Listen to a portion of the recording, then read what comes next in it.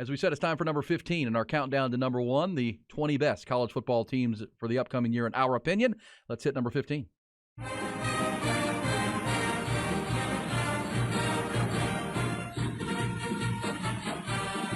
yeah. Yeah, this would be the time of the previous show I hosted where Bucky Godwell would sing the Boston College version of the Notre Dame fight song, Notre Dame.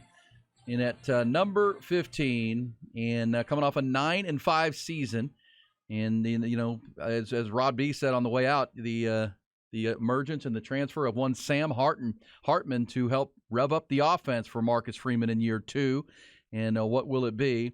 And we'll find out here coming up, get an insider's preview of what Notre Dame is all about. We'll also run through their schedule and what they're going to be at number 15. With that in mind, can we go to the Vaqueros Cafe and Cantina hotline? He is covering the Notre Dame Fighting Irish and has for a long time. He's at theathletic.com.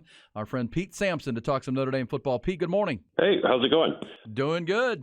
Your second full year under Marcus Freeman. Can I start with last year's 9-5 campaign and where things stand with the fans? How are they feeling about Marcus Freeman at the helm of the Irish program? I'd say cautiously optimistic. And I think, you get a lot of questions like, well, how much better is Freeman going to be in year 2 than year 1? And I get it. It's all important for a first-year head coach to no longer be a first-year head coach. But, the biggest reason Marcus Freeman is going to be better in year 2 than year 1 is his quarterback is a lot better. So I think that's really driving so much of the optimism around Notre Dame right now. It's maybe less about the head coach than it was a year ago and so much more about the quarterback.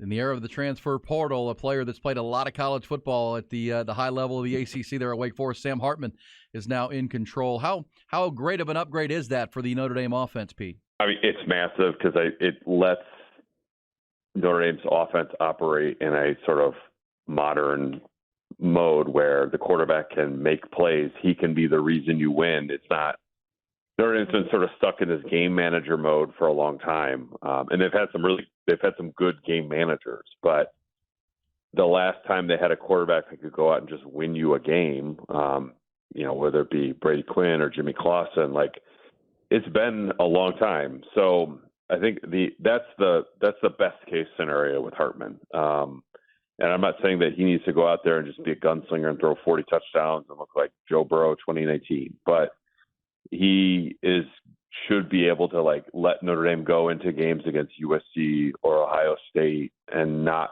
feel inferior at the quarterback position, which is really where Notre Dame was last season. Also, they're typically really good up front, and offensive line has been just an absolute bell cow of that program. Where does that stand, and what are the main weapons on the rest of the offense for Marcus Freeman? Their tackles are elite. Joe Alt will be a first-team All-American. Blake Fisher probably, maybe a fringe All-American, but certainly maybe a day 2 NFL guy at worst. And then, but the offensive skill positions, they're good at running back with Audric Estime. Their tight end should be solid. There's no Michael Mayer. The receivers, I think, is a big concern for Notre Dame right now.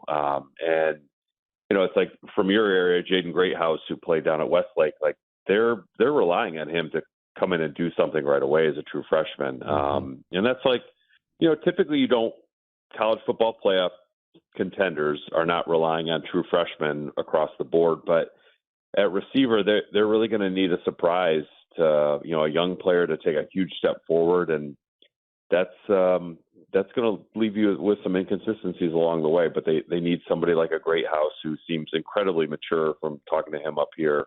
And he played a sophisticated offense down there. That's the kind of player they need to really have a breakout freshman season. It's interesting because we covered Jordan back in the day, obviously, and one of at Westlake, which is a power program in the state of Texas. He was a starter as a freshman here for Westlake. So, he was on the team as a freshman, which is rare at a program like that. But, man, if anybody can do it, it'd be Jaden Greathouse, and just an all-around ball player without a doubt. And, Braylon James, a kid from this area who was recruited there. And no doubt Marcus Freeman has made the state of Texas and even Central Texas a priority with he and his coaching staff on the recruiting trail. Yeah, their receivers coach, Chancey Stuckey, who was at Baylor, he knew all the receivers in Texas. So his first year, KK Smith is another guy. They got 4 receivers last year. 3 of them were from Texas. Greathouse by far the most sort of out of the box, ready to go. Braylon James, I think the staff sees as more of a developmental prospect, like very athletic and talented, but just super raw. Great house, like, man, you would have a hard time finding guys playing at a higher level of football than what they do at Westlake, or Kate Klubnik's is quarterback, and that's they expect that to translate. I think he had 11 catches in the spring game, Wow. and he's just. You talk to him and you feel like you're talking to someone who's 28 years old, not 18. And I think that it sort of comes across in the way he plays when you watch him at some of these open practices that I've been able to go to. Awesome. Pete Sampson with theathletic.com covering Notre Dame, number 15 in our countdown. On the defensive side, up front, Isaiah Foskey and one of the three veterans that's moving on. So you got to replace some guys there. And really wasn't a great red zone defense for Notre Dame last year. How do they improve that side? And that's Marcus Freeman's specialty. What are the strengths and weaknesses of the defensive side? Yeah, at corner, it's probably as good a group of corners as Notre Dame has had 10 years at least. And that's, they have had some good corners along the way. But I think in terms of depth and then frontline guys, Ben Morrison was a freshman All-American last year. I think their linebackers will be very good. They're very old. It's basically grad students across the board there. Defensive end, that is where my big concern is.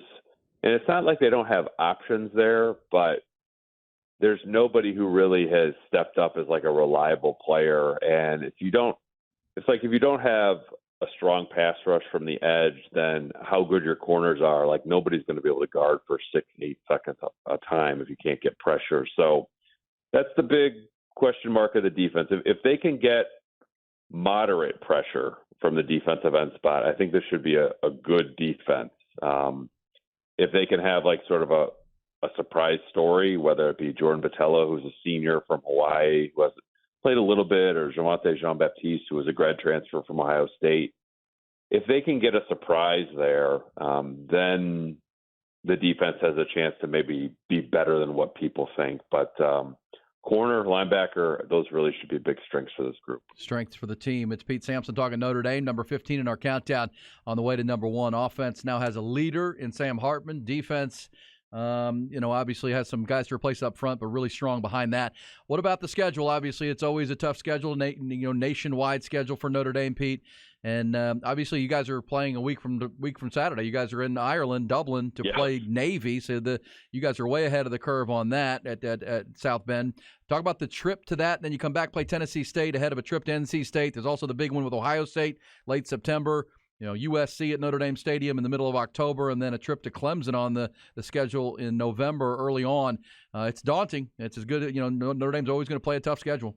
Yeah, it's a very difficult schedule because you've got the 3 games at the top, and if you're in the SEC, you're going to play 3 teams, probably the equivalent of Ohio State, USC, and Clemson. But I really feel like the draw they got from the ACC is kind of sneaky difficult. Like NC State, Duke were very good last year. Pittsburgh plays them tough. Louisville with Jeff Brom, what are you going to see there? Who knows? But I think that NC State game, it's Notre Dame's 3rd game. I think it's week 2 of the actual the college football season. They play at noon, Carter Finley Stadium in Raleigh. NC State is good enough to beat Notre Dame if Notre Dame shows up with a C+ performance. And that is one of the growth areas where I think Marcus Freeman really needs to show something in year 2 is how do you get the team to be more consistent and more sort of level-headed when they play, so you don't run into a Marshall or a Stanford like last season where it's just a complete flat tire. So if they can get NC State, then they'll be undefeated when Ohio State comes here. It'll be a top 10 matchup. But you got to get over that first hurdle of NC State before you can start looking ahead to okay, these are the big 3 games of Ohio State, USC, and Clemson. 2 of them are at home. So you figure, there's a chance to make some noise there against some legit playoff and national title contending type teams. No question. USC at number 4 in the preseason, Ohio State 5, Clemson 9, and then Pittsburgh's in there too, a good team out of the ACC, Stanford at the end of the year. Hey, Pete, the ACC and its potential growth. Obviously, your thoughts, just as a college football fan, on the collapse of the Pac-12 and the further growth of the Big Ten and the Big 12. Where does this stand? Obviously, Notre Dame reportedly has been a proponent of adding Cal and Stanford to the ACC. That got voted down over the weekend. Where does this stand in your perspective from Notre Dame, and just your general opinions on what's going on? I mean, Notre Dame would love it if the ACC would add those teams, not just from the academic component, but just like the ACC has been, I think, pretty good for Notre Dame. But Notre Dame really likes to sort of be on both coasts as much as possible. Well, if you can have a conference that's on both coasts, that allows you the flexibility that the ACC does, that would be a big win for Notre Dame. So it's, what happened to the Pac-12 is a shame as a college football fan. Somebody grew up on like the Big Ten, Pac-10 Rose Bowls when I was a kid. Like that's tough to sort of see that fall apart. Mm-hmm. But in terms of making the best of it, what's good for Notre Dame isn't necessarily good for the ACC. I understand why the ACC's position is what it is, but I'd be interested to see if Notre Dame would be willing to give a little to the ACC to get Stanford and Cal, and I'm doubtful that they would, maybe take on a fifth ACC game or make some other concessions. But I understand why it makes sense to Notre Dame. But I also understand why it doesn't make sense to the ACC at large. Yeah, it's interesting. And reportedly, that vote was one vote shy. They need 12 of the 15. Notre Dame is on board, but 4 votes against, including both Carolina schools. Also, Florida State and Clemson voted against it. For whatever the reasons. And there was some reporting, I think Sarah Auerbach at theathletic.com, that even at those universities, at some schools, the AD and the president are in disagreement, right? The leadership at individual schools are not sure what they want to do.